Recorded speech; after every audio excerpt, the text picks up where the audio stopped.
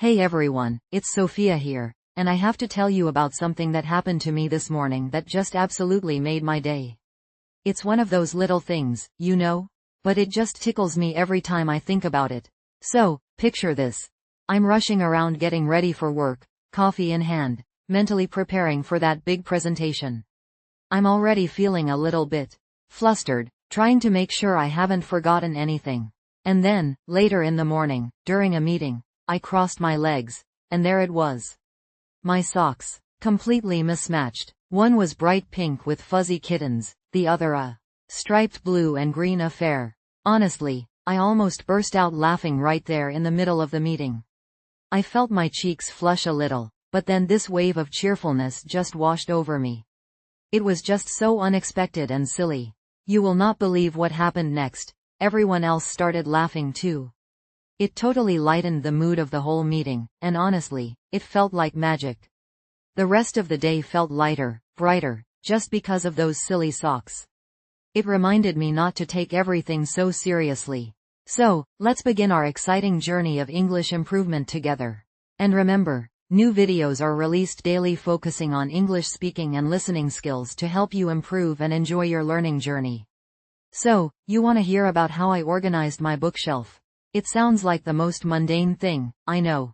But honestly, it turned into this whole thing. A whole weekend thing. A weekend of self-reflection, dusty discoveries, and, dare I say, a touch of existential dread. You know how it is, right? Those little projects that seem so simple at first, and then suddenly they become a metaphor for your entire life? Yeah, that. It all started innocently enough. Sunday morning. Sunlight streaming through the window. Birds chirping. You know, the stereotypical idyllic scene. I'd finished my coffee, feeling that productive itch, and decided, today's the day. I'm tackling that bookshelf. It's been a chaotic mess for, well, let's just say a while. A monument to my ever-evolving, somewhat haphazard reading habits. I stood there, gazing at it. This towering oak behemoth, groaning under the weight of years of accumulated literary treasures, and, okay, some guilty pleasures. There were paperbacks crammed in sideways, hardcovers stacked too deep, and even a few rogue DVDs lurking in the back, relics of a bygone era. The dust, oh the dust. It was thick enough to write your name in. I swear, I heard a faint cough emanating from somewhere within the dusty depths. I took a deep breath, rolled up my sleeves, and dove in. The first casualty was a half-eaten bag of gummy bears. Vintage, I think, definitely not advisable for consumption. Then came a stack of old postcards, each one a faded memory of a trip long past. Rome, Paris, that weird little town in New Mexico with the alien-themed diner. Each postcard sent a jolt of nostalgia straight to my heart. Suddenly, organizing my bookshelf wasn't just about tidying up. It was about unearthing a forgotten part of myself. I started pulling books out, one by one, and laying them on the floor. It became this archaeological dig of my own reading history. There was the dog-eared copy of Pride and Prejudice I read in high school, with underlined passages and angsty marginalia. Oh, the teenage drama. Then came the stack of fantasy novels, each one a portal to different worlds, different realities. I remembered those long summer days, lost in the pages of epic battles and magical quests. And then, the self-help books. A whole shelf of them. How to be confident, The Secret to Happiness, Declutter Your Life and Find Inner Peace. The irony wasn't lost on me. Here I was, surrounded by chaos, trying to declutter my bookshelf, while simultaneously being confronted with the evidence of my past attempts to declutter my life. You know what I mean? It was a moment. I started sorting the books into piles, fiction, non-fiction, poetry, cookbooks, because why not? But even within those categories, it became tricky. Should I organize them alphabetically, by author, by color, by the emotional impact they had on my soul?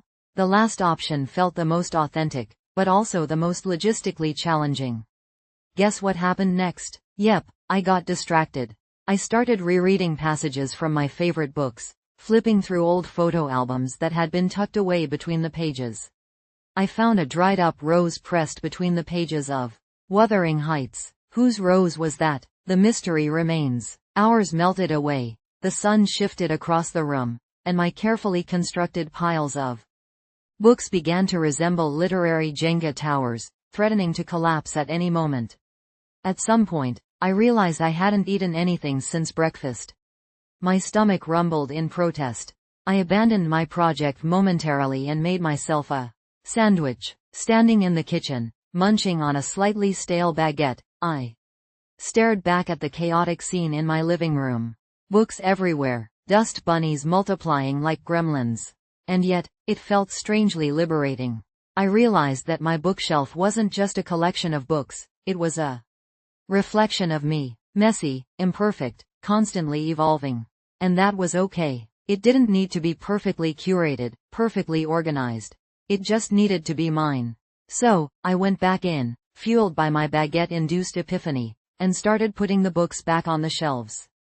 Not with any rigid system, but with a sense of playful abandon. Some shelves were organized by genre, others by size, others by pure whim. I created little vignettes, pairing books with sentimental objects, a seashell from a beach trip next to a travel memoir, a tiny ceramic owl perched on top of a collection of poetry. It wasn't perfect, it wasn't Instagram-worthy, but it was me, and you know what? It felt good, really good, as I stood back, admiring my handiwork, or, perhaps more accurately, my lack thereof. I felt this overwhelming sense of contentment. I'd spent an entire weekend wrestling with my bookshelf, and in the process, I'd wrestled with myself. I'd confronted my past, embraced my present, and made peace with my chaotic, book-loving nature. The dust was still there, lurking in the corners. But it didn't bother me as much. It was a reminder of the stories held within those pages, the memories waiting to be rediscovered. And who knows what other treasures lie hidden within those dusty depths? Maybe a forgotten lottery ticket? A signed first edition? Another half-eaten bag of gummy bears? The possibilities are endless. So, yeah, that's the story of how I organized my bookshelf. It wasn't just about tidying up. It was about rediscovering myself, one dusty book at a time. It was about accepting the beautiful messiness of life, and realizing that sometimes, the most rewarding journeys are the ones we take within the confines of our own four walls. And, you know, maybe investing in a good feather duster. Because seriously, that dust, it's a whole other story. Okay, so, you will not believe what happened to me the other day. It all started with a phone wallpaper, of all things. I know, right? Sounds mundane, but trust me, this spiraled. See, I'd been rocking the same default ocean sunset wallpaper for, like, ever. It was pretty, don't get me wrong, all calming oranges and purples. But it had also become invisible. You know, like that chipped mug you always reach for in the morning, comforting, but not exactly inspiring. So, I decided it was time for a change. A little visual refresh to spice up my digital life. I'd been feeling a bit stuck, creatively, lately. And I thought, maybe, just maybe, a new wallpaper could be a tiny spark, a nudge in a new direction. A bit dramatic, I know, but hey, we all have our quirks. Anyway, I dove headfirst into the vast, shimmering ocean of wallpaper options online. So many choices. Fluffy kittens, majestic mountains, abstract swirls of color, quotes about seizing the day. It was overwhelming, to say the least. I spent a good hour scrolling, my thumb getting a workout like it was training for the Thumb Olympics. Finally, I stumbled upon it. A photo of a vibrant, bustling street market in Marrakesh. The colors. Oh, the colors. Deep reds of spices, oranges of terracotta pots, yellows of hanging lanterns, all set against a backdrop of faded, sun-baked buildings. People milled around, their chatter a low hum in the photo's imagined soundscape.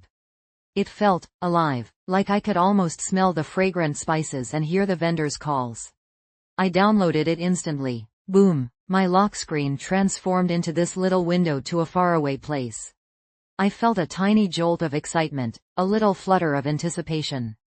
Like I was about to embark on a mini-adventure, even though I was still sitting on my couch in sweatpants. The first few hours were fantastic. Every time I glanced at my phone, I felt a little burst of energy. It was like carrying a secret portal in my pocket. I'd catch myself staring at the details. The intricate patterns on a carpet, the glint of sunlight on a brass tea set, the mischievous grin of a little boy peeking out from behind his mother's skirt. But then, things started to get weird. That evening, I was making dinner. A simple pasta dish, nothing fancy. I reached for the paprika, and instead of sprinkling it into the sauce, I found myself staring at it intently. Its rich, warm red was so familiar. Suddenly, I had this overwhelming urge to smell it, to rub it between my fingers. It felt like a connection, a strange pull towards the colors of my new wallpaper. You think I'm crazy, right? I thought so too. I chalked it up to being tired, a bit over-caffeinated, you know, the usual suspects. But it didn't stop there. The next day, I was at the grocery store, and I found myself drawn to the produce section like a moth to a flame. I piled my basket with oranges, lemons, dates, figs, anything that even remotely resembled the colors of the Marrakesh market. I even bought a pomegranate, something I hadn't eaten in years. I stood at the checkout, staring at the vibrant pile of fruit, feeling utterly bewildered by my own behavior. Later that week, I caught myself humming a tune I'd never heard before. It was vaguely Middle Eastern. I don't know how to describe it, but it felt connected to the image on my phone. It was like the wallpaper had seeped into my subconscious and started composing its own soundtrack. This went on for days. I started craving Moroccan food. I spent hours researching Moroccan culture, history, music. I even started looking up flights to Marrakesh, half joking, half serious. It was like this little digital image had unlocked some dormant wanderlust within me. And then came the kicker. I was talking to my friend Sarah on the phone, telling her about this whole wallpaper saga, laughing at how ridiculous it all was. And mid-sentence, I stopped. Because I smelled something familiar. Sarah, I said, my voice trembling slightly, do you smell spices? There was a pause. Then Sarah said, hesitantly, no. Are you burning something? I sniffed the air again. The scent was stronger now. Definitely spices. Cumin, coriander, maybe a hint of cinnamon. It was coming from my phone. I looked down at my lock screen. The Marrakesh market shimmered back at me, the colors more vibrant than ever. And then, I swear, I saw a wisp of smoke curl up from one of the spice stalls in the photo. Okay, now I knew I was losing it. I quickly hung up on Sarah, promising to call her back later.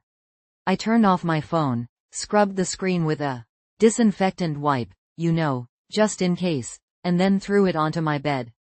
I backed away slowly, like it was some kind of exotic, potentially explosive device. I sat there for a while, heart pounding, trying to make sense of what just happened. Had I finally cracked? Was this a stress-induced hallucination? A side effect of spending too much time on the internet? After a few deep breaths, I cautiously retrieved my phone. It seemed normal. I turned it back on, half expecting the Marrakesh market to have somehow materialized in my living room. But no, everything was fine. The wallpaper was still there, vibrant but static. No smoke, no spice smells, no portal to Morocco. So, what was it? I still don't have a logical explanation. Maybe it was a combination of things. My desire for change, a bit of escapism, a dash of good old-fashioned suggestibility. Maybe our brains are just weirder than we think. But you know what? Even though it was a bit unsettling, it was also kind of exciting. That little wallpaper adventure, as bizarre as it was, reminded me that even the smallest things can have a surprising impact. It reminded me to pay attention to the details, to embrace the unexpected, and to never underestimate the power of a good visual. And, maybe lay off the paprika for a while. Just in case. You know what I mean? Hey everyone. Learning a new language can feel like climbing a mountain, but remember this.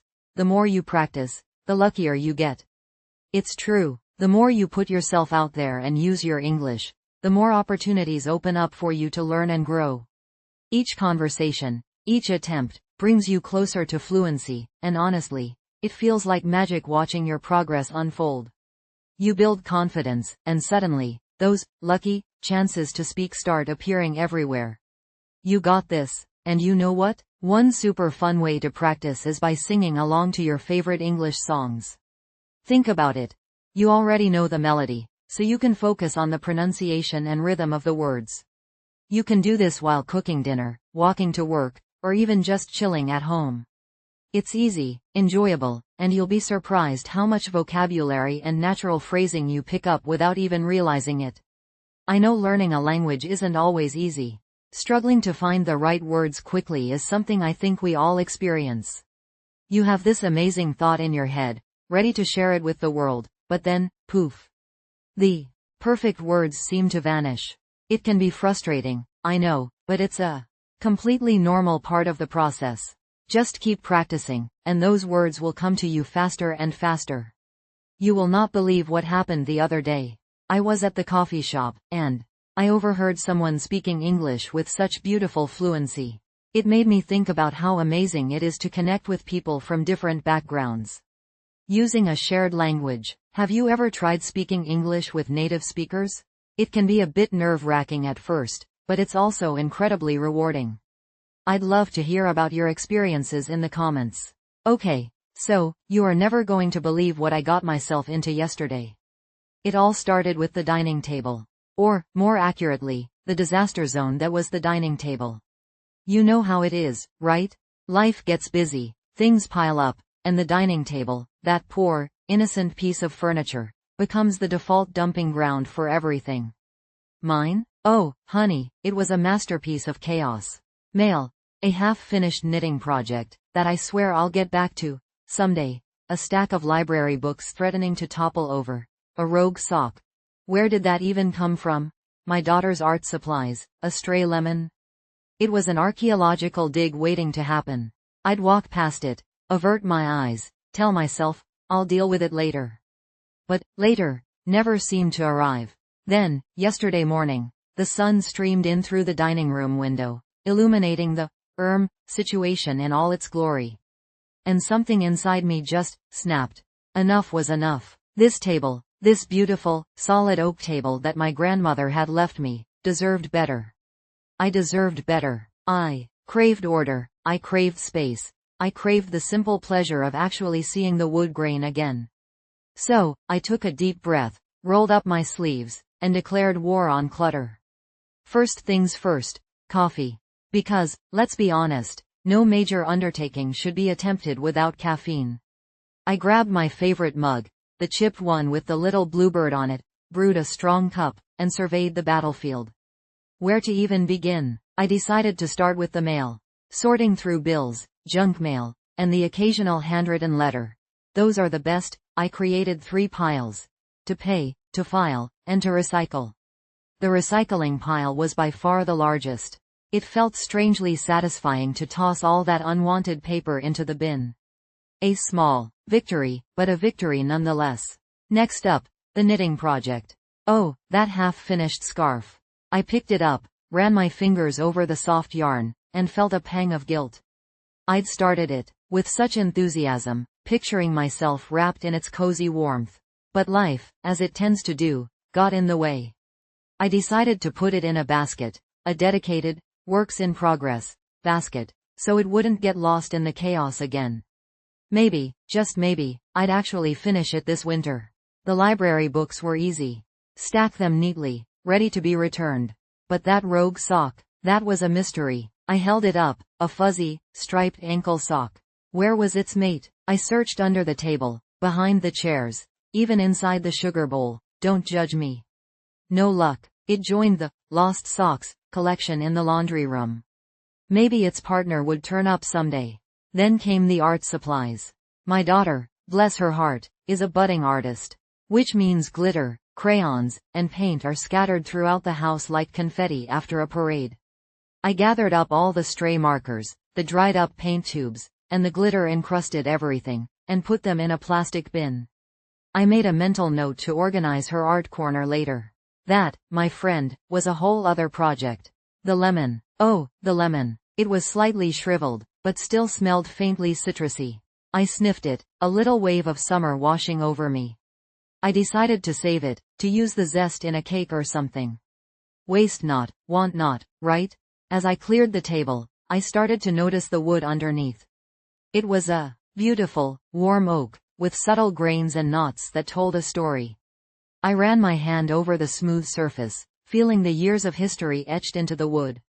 This table had seen birthday parties, holiday dinners, family gatherings. It had witnessed laughter, tears, and countless conversations. It was more than just a piece of furniture. It was a silent witness to our lives. I got a damp cloth and started wiping down the table, removing dust and crumbs and sticky fingerprints. The wood seemed to glow under my touch. It felt good, almost therapeutic, to be taking care of something, to be restoring order to a small corner of my world. Once the table was clear, I decided to add a centerpiece. Nothing fancy, just a simple glass vase with a few sprigs of greenery from the garden. A little touch of life, a little reminder of the beauty that exists outside the chaos. And then, finally, it was done. The table, clear, clean, beautiful. I stood back, admiring my handiwork. It was amazing what a difference a little organization could make. The entire room felt brighter, lighter, more breathable. I made myself another cup of coffee, sat down at the table, and just enjoyed the view. The sun streamed in through the window, illuminating the polished wood, the green leaves in the vase, the empty space. It was perfect. You know what I mean?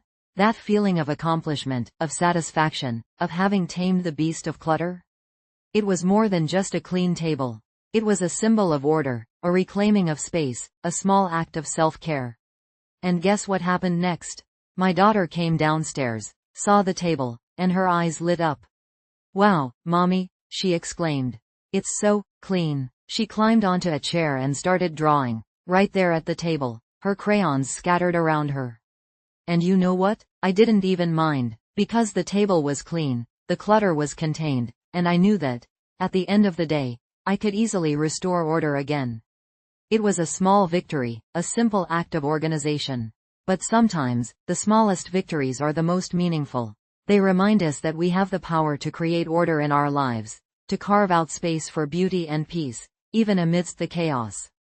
And that, my friend, is a truly wonderful feeling. Okay. So, you won't believe what happened to me a few years ago. I still think about it sometimes, you know? It's one of those stories that just sticks with you.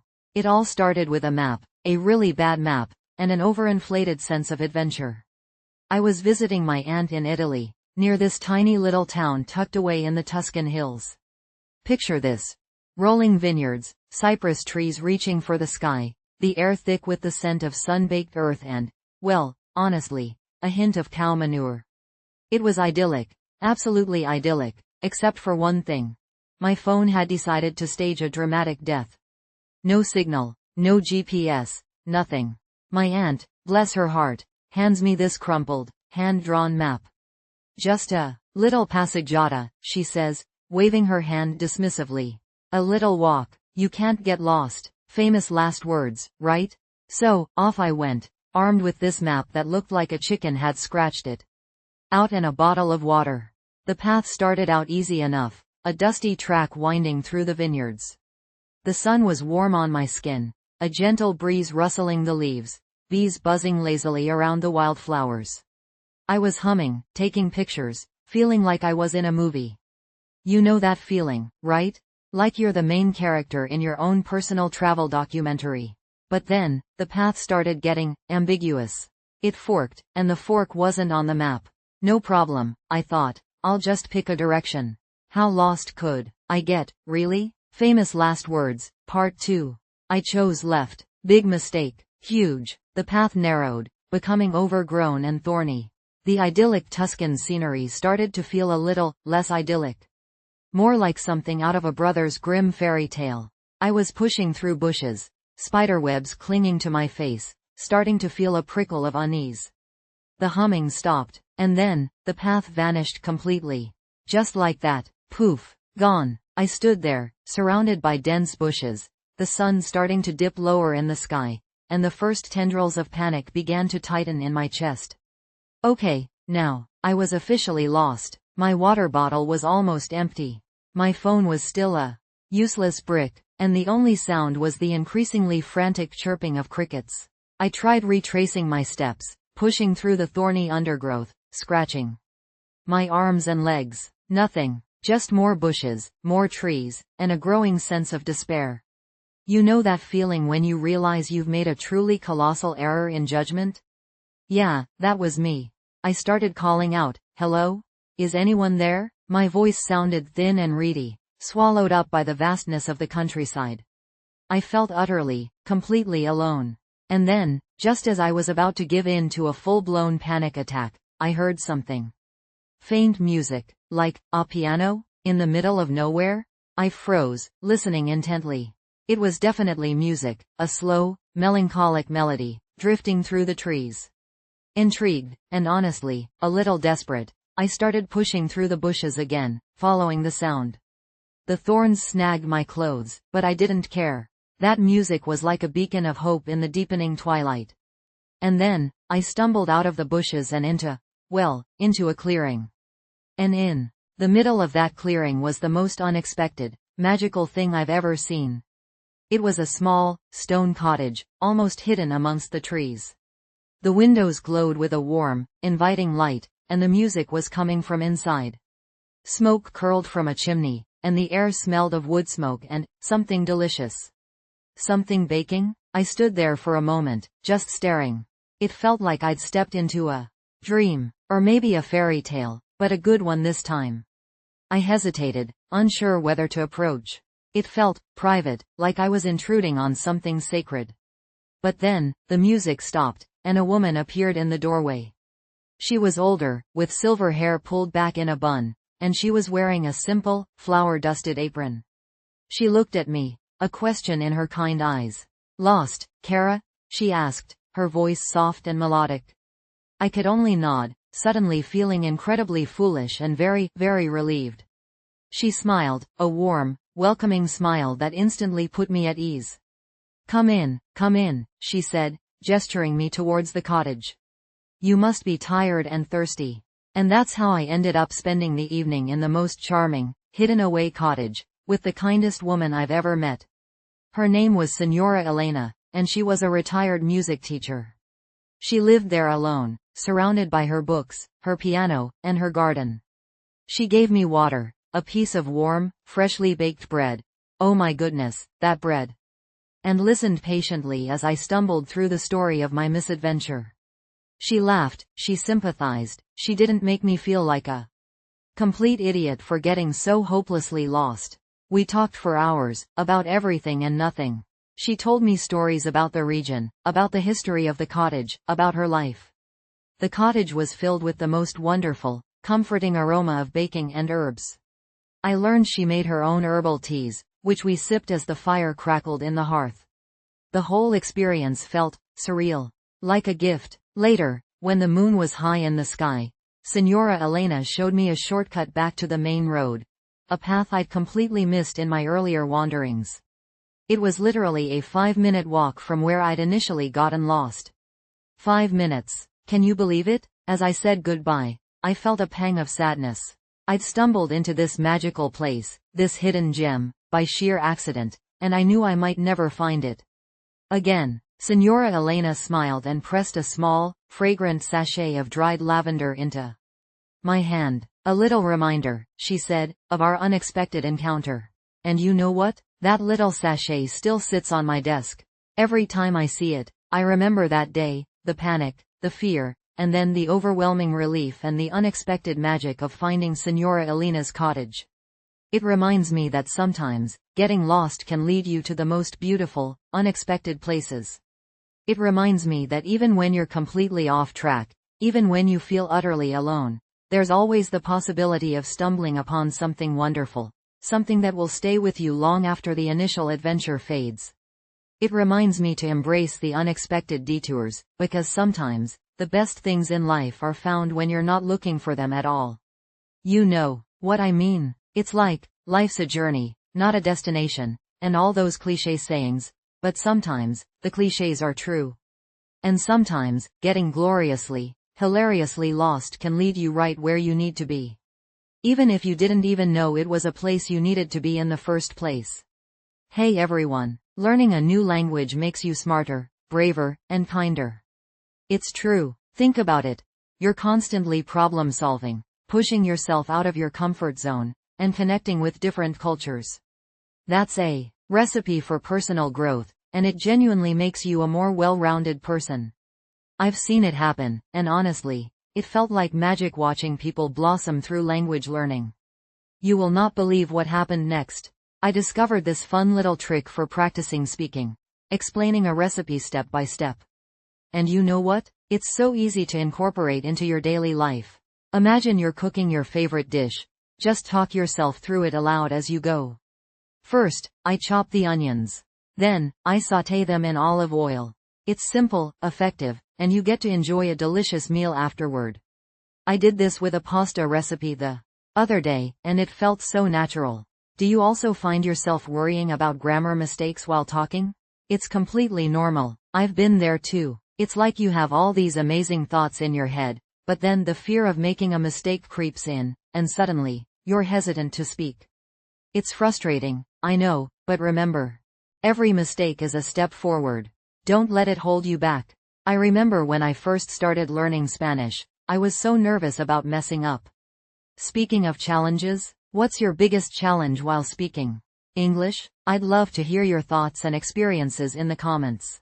Sharing our struggles can be so helpful, and it's a great way to support each other on this exciting journey. Let's connect. Okay, so, you are never going to believe what happened to me at the zoo last weekend. It was a whole thing, a real saga. Grab a cup of something warm because this is going to take a while. It all started innocently enough. Sunshine, a slight breeze, that perfect kind of Saturday morning where you just know something good is going to happen. I'd promised my little niece, Lily, she's 6, a whirlwind of glitter and giggles, a trip to the zoo for ages. And, honestly, I was looking forward to it too. I love zoos. It's like stepping into a different world, you know? A world of, well, weird smells and screaming children, but also majestic creatures and that wonderful sense of wonder. So, off we went. Packed a picnic basket, sandwiches cut into cute little triangles, fruit salad, a thermos of hot chocolate, Lily's insistence. You know, the whole 9 yards. We even packed a little notebook and some colored pencils so Lily could document her scientific observations, as she put it. She's going through a serious budding scientist phase. Adorable. The zoo was buzzing. Families everywhere. Kids with ice cream dripping down their chins. The air thick with the scent of popcorn and, well, let's just say animal. Lily was immediately captivated by the flamingos.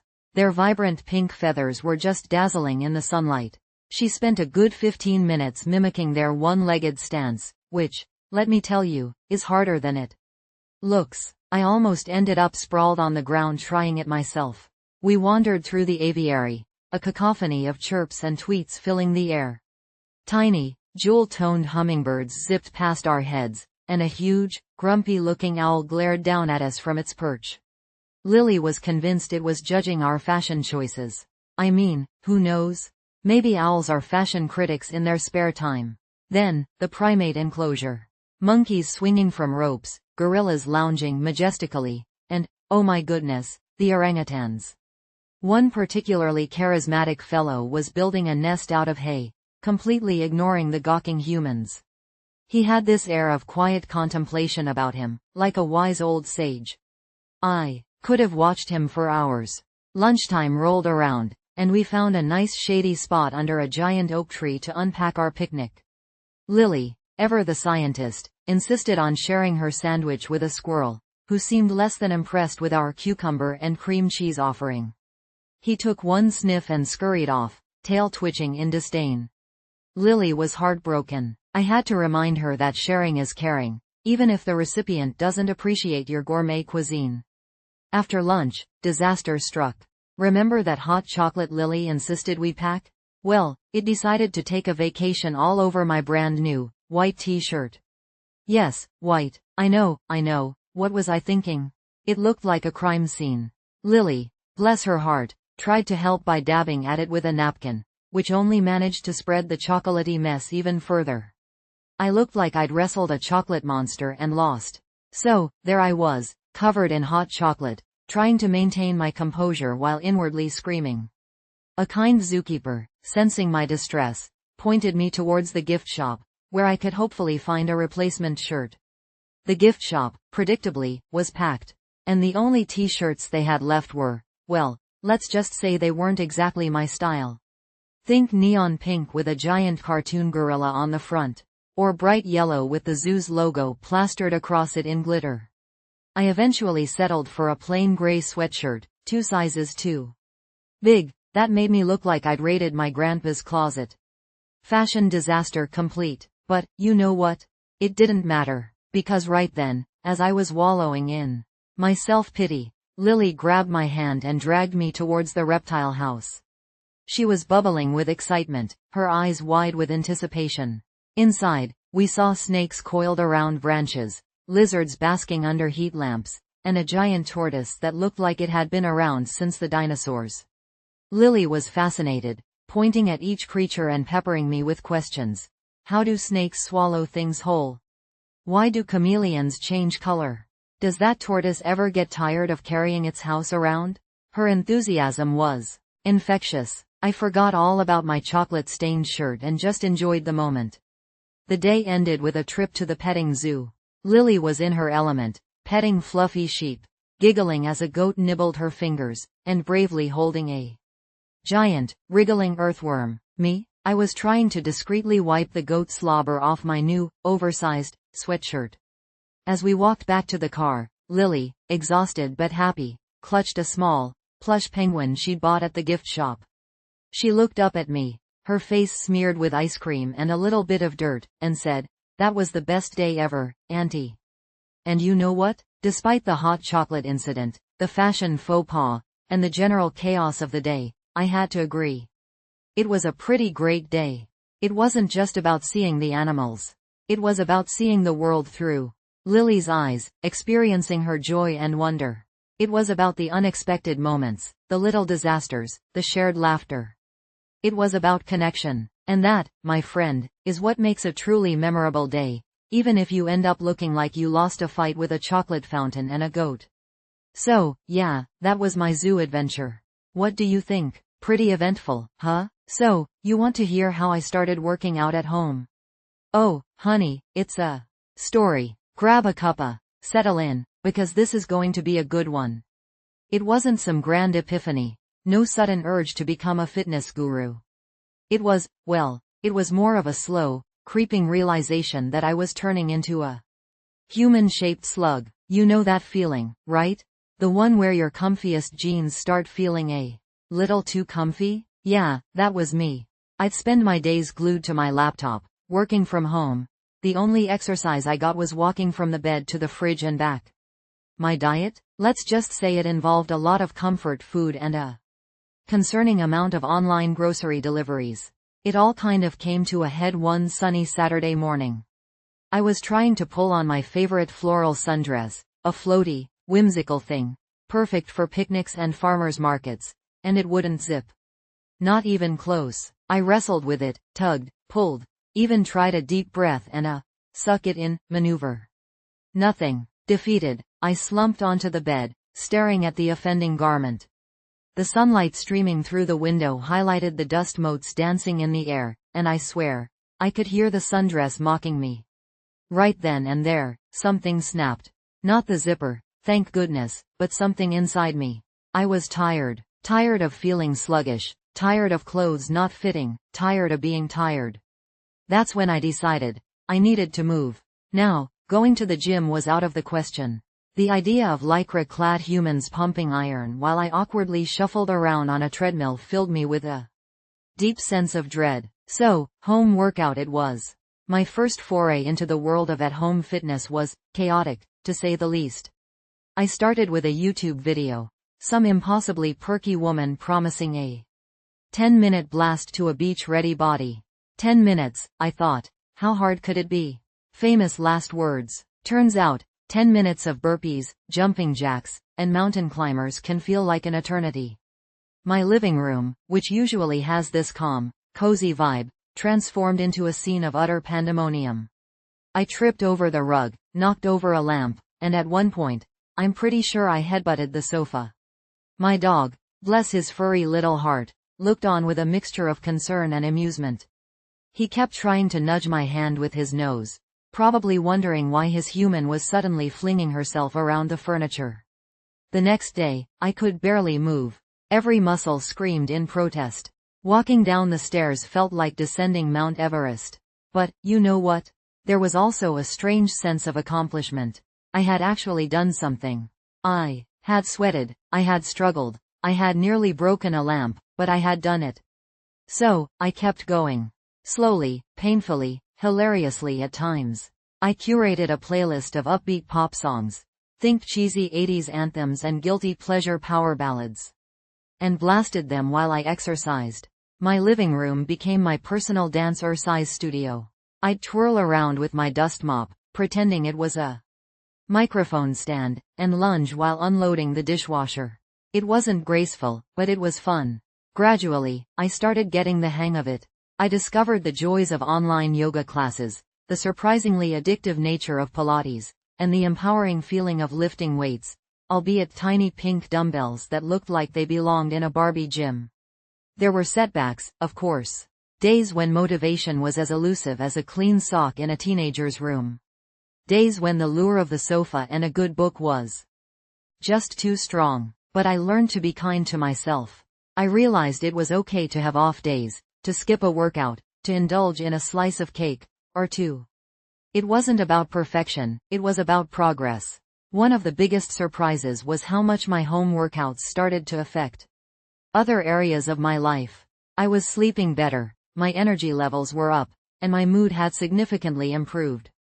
I even started cooking more, experimenting with healthy recipes and discovering that vegetables could actually taste good. Who knew? The floral sundress? Well, that became my fitness barometer. Every few weeks, I'd try it on.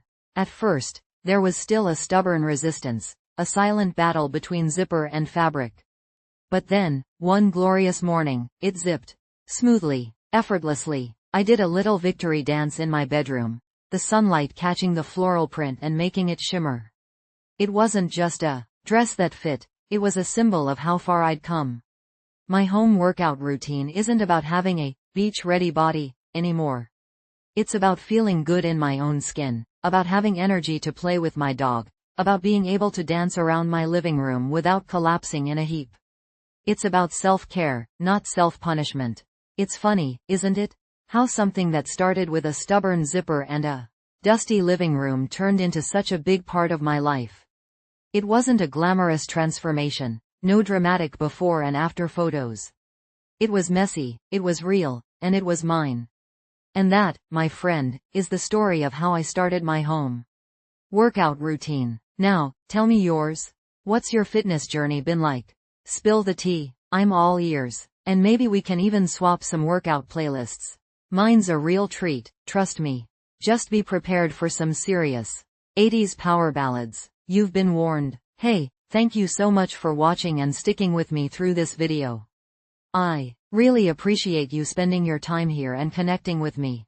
You know, before we go, it made me wonder, is there any task you've been postponing for a long time? It's always so lovely to hear what everyone is thinking about, plus writing it down in the comments is a great way to practice expressing yourself in English and connecting with others who might be working on similar things. It would be so fun to hear your plans.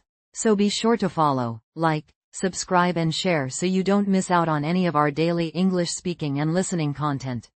See you tomorrow, and remember to take good care of yourself and keep practicing. You've got this.